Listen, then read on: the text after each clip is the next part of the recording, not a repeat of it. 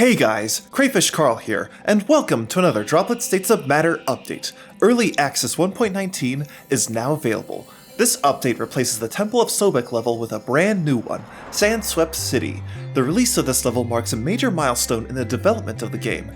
All main levels have now been converted from BSP brushes to static meshes. Only several boss levels and bonus areas remain.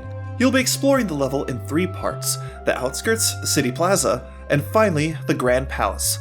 When creating Sandswept City, I chose to make it more open this time around to encourage an exploratory feel, and to make this level feel more grounded as if it were a real location that you could visit.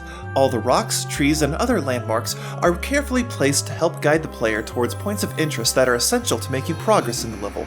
One of the reasons why I opted to completely redesign the Temple of Sobek level was that it was created before I added the sprint ability to the game. This meant that many of the puzzles could unintentionally be skipped with well-timed jumps. As such, I thought it would be a great opportunity to address some issues with game balancing by helping the player prepare for mechanics featured later in the game. For example, Sandswept City is now the first location where the player will encounter whirlwinds that Cloudform can bounce off of. This would help familiarize them when facing more challenging levels later in the game, such as Cirrus Harbor.